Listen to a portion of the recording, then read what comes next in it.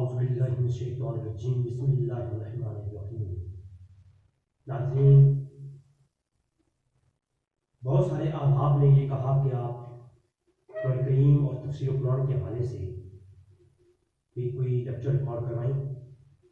انشاءاللہ تعالی اگر ہماری روٹین بنی تو میں اس طرف بھی آؤں گا، اور میری کوشش یہ ہے کہ تمام تر تفسیریں میں نے ابھی مطالبے ہیں میرے، تو میں سوچ رہا تھا کہ انشاءاللہ تعالی میں دورہ تفسیر کہ روزانہ ہم 10 سے 12 آیات کریمہ کی تفسیر پڑھا کریں، اور اس طرح کی روزانہ کی جو ہے کلپ وہ اپلوڈ ہو، تو انشاءاللہ تعالی ہم قرآن کی تفسیر بھی اس طرح کریں گے، اور یہ قیامت تک کے لیے، جب تک انٹرنیٹ کی دنیا رہے گی اس وقت تک کے لیے ہمارے لیے یہ نجات کا ذریعہ بھی رہے گا۔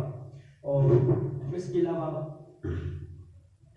ہم تفسیر جب پیش کریں گے تو انشاءاللہ تعالی قرآن کی تفسیر کے حوالے سے بہت کچھ جو ہے وہ اپلوڈ ہو جائے گا، اور انشاءاللہ تعالی دنیا کا زیاد اس پہ ہوگی، اور ہماری شاید یہی کاوش قیامت کے دن ہمارے کام آ گئے۔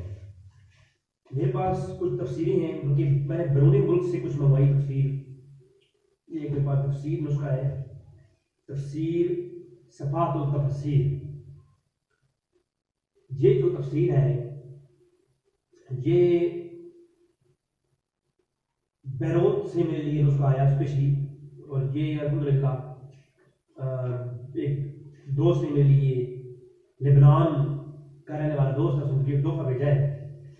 یہ عربی کے اندر موجود تفسیر اور اس کا ترجمہ انشاءاللہ میں کر رہا ہوں، ساتھ ساتھ جو کچھ آئے گا تو انشاءاللہ وہ ہم کریں گے ساتھ ساتھ۔ اس کے علاوہ یہ تفہیم القرآن ہے ابو سعید الدوسی صاحب کی، ضیاء تفسیر ضیاء القرآن ہے، ٹھیک ہے جی۔ تو تفسیر ضیاء القرآن سے ہی آج میں آپ کو نقطہ پیش کروں گا، انشاءاللہ باقاعدہ تفسیر کا بھی آغاز ہم کریں گے۔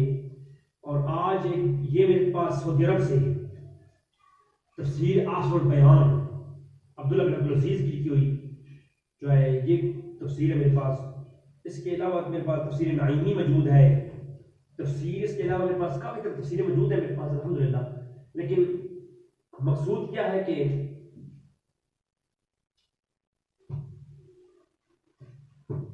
آپ کے سامنے آج میں چلا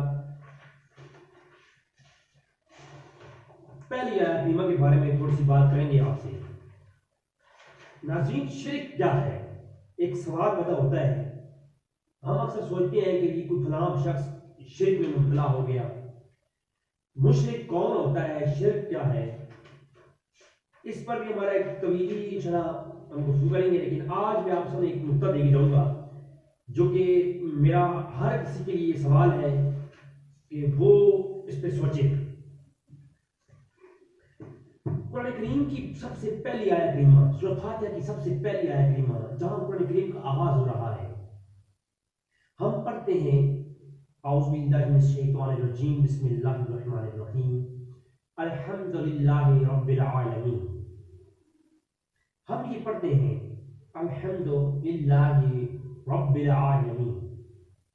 اس پر اگر غور کیا جائے تو میں سمجھتا ہوں یہ شرک کی اور جتنی بھی معاملات ہیں ان کا سارے مسائل یہاں حل ہو جاتے ہیں۔ اصل میں قرآن کریم کے اندر کئی چیزیں حقیقت طور پر آئی ہیں، کئی مجازی طور پر آئی ہیں۔ جو شخص حقیقت و مجاز کا علم نہیں رکھتا، جب وہ قرآن پڑھتا ہے تو وہ افراد و تفریق کا شکار ہو جاتا ہے۔ اس کو قرآن سمجھنے میں غلطی سے زد ہوتی ہے، اور پھر وہ اپنے ایمان اور عقیدے کو کھو بیٹھتا ہے اور گمراہی کی طرف چلا جاتا ہے۔ جیسے قرآن کریم خود کہتا ہے، اللہ نے ارشاد فرمایا یضل بہ کثیرا ویہدی بہ کثیر۔ کثیر وہ ہے جو قرآن پڑھ کے ہدایت کی طرف جاتے ہیں، اور کثیر وہ ہے جو قرآن پڑھ کے گمراہ ہو جاتے ہیں۔ کثیر قرآن سے ہدایت حاصل کرتے ہیں، اور کثیر اسی قرآن کو پڑھتے ہیں اور وہ گمراہی کی طرف چلے جاتے ہیں۔ وجہ کیا ہے؟ جو قرآن کی علوم و فنون کے بارے میں نہیں جانتا، جب وہ قرآن کریم کو پڑھے گا تو وہ بہت ساری افراد و تفریق کا شکار ہو جائے گا۔ آج ہم اسی نقطے کو سمجھانے کے لیے میں سب سے پہلی آیت کریمہ پر بات کروں گا۔ الحمدللہ رب العالمین، الحمدللہ۔ اب علماء جانتے ہیں کہ الف لام کس چیز کا فائدہ دیتا ہے، اور یہ کس حالت تخصیص کے لیے آتا ہے، مقصودہ کے لیے آتا ہے، یا حالت عموم کے لیے آتا ہے، علماء جانتے ہیں۔ اب آپ دیکھیں الحمد تمام تعریفیں اب کوئی گنجائش باقی بچی یا نہیں؟ کوئی گنجائش نہیں. تمام تعریفیں للہ، اللہ کے لیے. وہ جو ہے نا، تمام تعریفیں اللہ کے لیے، رب العالمین، جو تمام عالمین کا رب ہے. آج ساری ہماری گفتگو جو مطلب ہے وہ اس آیت میں بڑھ رہے گا.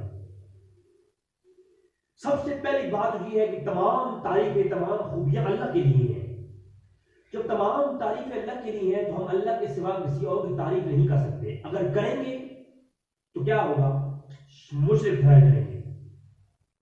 اگر شرک کا جو قاعدہ اور قانون ہے یہ ہو کہ جو اللہ کے لیے چیز ہے وہ کسی اور کے لیے مانو تو شرک ہے. یہی عام طور پر ہمارے مائنڈ سیٹ اپ میں ہوتا ہے نا کہ اللہ کی جو صفات ہے، اللہ کی صفات سے ہٹ کر کے اگر ہم کسی اور کے لیے وہ مانیں گے تو وہ شرک ہو جائے گا.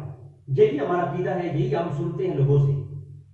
تو بھائی یہاں پر قرآن کریم پہ جہاں سے آغاز ہو رہا ہے، سب سے پہلی بات یہ ہے کہ الحمدللہ، تمام تعریفیں اللہ کے لیے ہیں. جب تمام تعریفیں اللہ کے لیے ہیں تو اب اس تمام میں سے کچھ بھی گنجائش نہیں کہ ہم کسی اور کے لیے نکالیں کچھ.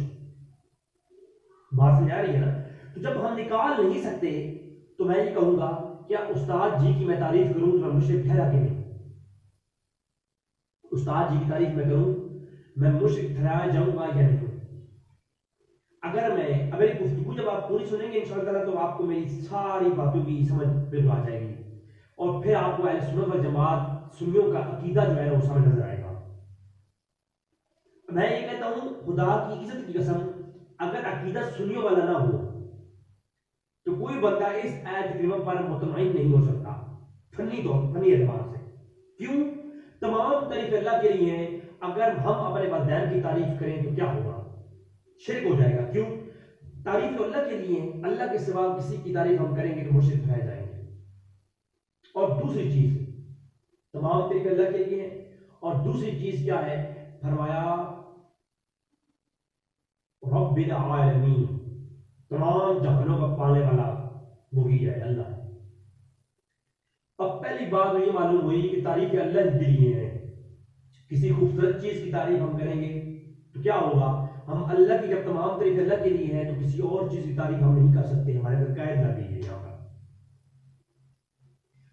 کسی پہاڑ کی، کسی خوبصورتی کی، کسی اچھی جانور کی، کسی اچھی چیز کی، کسی کہکشان کی، کسی اچھی چیز، کوئی بھی کوئی چیز ہو، کوئی بھی اشیاء میں سے ہو، جنس میں سے ہو یا مادہ میں سے ہو، کسی چیز میں سے بھی ہو، جان ہو بے جان ہو، ہم جب کسی بھی چیز کی ہم تعریف کریں گے تو وہ الحمدللہ کے زمرے میں آئے گی اور اس قانون کے تحت ہم مشرک ٹھہریں گے. لیکن اب شرک نہیں ہوتا یہاں پر. اب اگر عقیدہ سنیوں والا ہو تو شرک نہیں ہوتا. کیسے؟ ہمارا یہ عقیدہ ہے کہ اللہ کی تعریف، ساری تعریف اللہ ہی کے لیے ہے. اگر اللہ کے غیر اللہ کی ہم تعریف کرتے ہیں کسی بھی چیز کی، والدین کی کریں، استاد جی کریں، کسی اچھی چیز کی کریں، کسی اچھے پہاڑ کی کریں، کسی خوبصورت باغ کی کریں، تو جب کسی بھی چیز کی ہم تعریف کریں گے تو وہ مجازن تعریف ہوگی، یعنی اس کو اللہ نے اتنا کامل بنایا ہے کہ ہم اس کی تعریف کر رہے ہیں. در حقیقت وہ تعریف بھی اللہ ہی کی ہوگی. قرآن کریم میں جہاں کہیں بھی ایسے لوگ کہتے ہیں کہ اس معاملے میں قرآن یہ کہہ رہا ہے یہ لوگ مشرک ہیں، تو وہاں پر یہی آپ نظریہ رکھ لو کہ وہ حقیقی طور پر اللہ ہی کی کمال ہے، اللہ ہی کا کمال ہے، ذاتی طور پر اللہ ہی کی وہ صفت ہے. لیکن اگر سنی حضرات کسی اور کے لیے وہ مانتے ہیں تو اسی طرح مانتے ہیں جس طرح آج ہم تعریف کے بارے میں بتایا ہے کہ وہ مجازی طور پر ہم اللہ کی عطا سے مانتے ہیں. اب آگے چلیں تو کیا ہے؟ رب العالمین، عالمین کا رب کون؟ پالنے والا کون؟ اب یہ لفظ رب جو ہے، اب بندے پریشان ہے کہ داتا کیوں کہتے ہو جی کسی کو؟ اللہ کے علاوہ کوئی داتا نہیں، اللہ کے علاوہ کوئی سخی نہیں. بات سمجھ آ رہی ہے نا؟ تو غریب نواز، تو غریب کو نوازنے والا تو اللہ ہی ہے، تو تم غریب نواز کیوں کہتے ہو جی؟ تو یہ تمام تر اعتراضات کو سامنے رکھیں اور آپ میری بات سنیں. آپ دیکھیں فرمایا رب العالمین، میں عالمین کا رب ہوں. لفظ رب آیا. اب کیونکہ لفظی طور پر لوگ اعتراض کرتے ہیں جی آپ لوگ داتا کیوں کہتے ہو، یہ لفظ ٹھیک نہیں ہے، یہ شرک کی طرف لے جاتا ہے. تو آپ دیکھیں کہ ہم کہتے ہیں رب العالمین، اللہ رب ہے، یہ کہتے ہیں نا. اب قرآن کریم کا ایک اور مقام والدین کے لیے اللہ نے فرمایا ربیانی صغیرا، اور یہ تمہارے رب کیا ہے، یہ تمہارے والدین کیا ہے، تمہارے صغیر رب ہے، چھوٹے رب ہے. کیونکہ اب یہاں پر تو معاملہ ہی خراب ہو گیا بھائی. بلکہ ایک اور مقام پہ سورۃ یوسف کے اندر فرمایا کہ یہ تمہارے رب خمرا، لفظ رب پہ آپ غور کریں. سورۃ یوسف میں جب یوسف علیہ السلام اپنے قید خانے کے ساتھ جو وہ کہتے ہیں کہ اے قید خانے کے ساتھیو اپنے اپنے خواب کی تعبیر سنو، تو یوسف علیہ السلام اپنے قید خانے کے ساتھ کو تعبیر سناتے ہوئے کہتے ہیں اے میرے قید خانے کے ساتھی، تیری تعبیر یہ ہے خواب کی کہ رب خمرا، تو اپنے رب کو شراب پلائے گا. کیا کرے گا؟ اپنے رب کو شراب پلائے گا. تو اس سے مراد کون سا رب ہے؟ اب سوچنے کی بات تو یہ ہے کہ اس سے مراد کون سا رب ہے؟ وہ عزیز مصر مراد ہے. قرآن کریم نے والدین کو بھی رب کہا، قرآن کریم نے والدین کے بعد بادشاہ کو بھی رب کہا. اب بادشاہ بھی رب، والدین بھی رب، اور اللہ فرماتا ہے رب العالمین، میں بھی رب. اب بھائی شرک ہوا کہ نہیں ہوا؟ بظاہر ٹکراؤ پیدا ہو گیا، بظاہر ٹکراؤ پیدا ہو گیا. لیکن اب بظاہر ٹکراؤ پیدا ہوتا ہے، لیکن جب سنی کا عقیدہ دیکھا جائے تو اہل سنت کا کیا عقیدہ ہے کہ ہم کہتے ہیں والدین بھی رب ہے، وہ بادشاہ کو بھی قرآن نے رب کہا، لیکن وہ بھی پالنے والے، والدین بھی پالنے والے، اللہ بھی پالنے والا. تو جو اللہ رب ہے وہ ذاتی طور پر رب ہے. اللہ کی جو بندے ہیں یا والدین جو ہے وہ اللہ کی عطا سے رب ہے. اللہ نے ان کو اس قابل اور اس کمال پر بنایا ہے کہ وہ رب کہا گیا ان کے لیے. تو یہ آپ کو بات سمجھ آ گئی ہوگی کہ آپ نے پہلی ہی آیت کریمہ کو دیکھ لیا. اگر کوئی عقیدہ سنی والا نہ رکھے، شرک کی لٹ لگانے والا ہو، تو یقیناً وہ الحمدللہ رب العالمین اس سے آگے نہیں بڑھ سکتا. تو رب تعالیٰ سے دعا ہے کہ تعالیٰ ہمیں سمجھنے کی توفیق عطا فرمائے. کئی قرآن کریم میں ایسے پہلو ہیں، 22 سے زائد پہلو ہم لے کر انشاءاللہ ابھی ایپیسوڈ کے اندر آئیں گے کہ جن کے اندر رب تعالیٰ نے اپنے بارے میں ایک حکم فرمایا، پھر اپنے انبیاء کے بارے میں فرمایا، اپنے بندوں کے بارے میں فرمایا. ایک جگہ اللہ فرماتا ہے عالم الغیب، میں غیب کا عالم ہوں. اللہ نے فرمایا فَعِندَهُ مَفَاتِحُ الْغَيْبِ لَا يَعْلَمُهَا إِلَّا هُوَ، کوئی غیب نہیں جانتا، غیب خزانوں کی اللہ ہی کے پاس ہے اور کوئی نہیں جانتا. لا يعلمها. اب قرآن کریم کا یہ ایک پہلو 7واں پارہ. اب آپ آگے چلیں سورۃ ال عمران آیت نمبر 179. فرمایا وما كان الله ليطلعكم على الغيب ولكن الله يجتبي من رسله من يشاء. اللہ فرماتا ہے میں غیب کا عالم ہوں اور ہر کسی کو غیب پر مطلع نہیں کرتا. ہاں یجتبی من رسله من يشاء. پہلے کیا فرمایا تھا کہ میں ہی غیب جاننے والا ہوں، میرے سوا کوئی نہیں. اب اگلی آیت میں آ گیا فرمایا کہ اللہ فرماتا ہے میں خود بھی غیب جانتا ہوں اور عطا بھی کر دیتا ہوں رسول کو. تو یہ اس طرح کی بہت ساری چیزیں انشاءاللہ ہم لے کے آئیں گے. دعا ہے کہ اللہ تعالیٰ ہمیں حق سمجھنے کی توفیق عطا فرمائے. وما علینا الا البلاغ.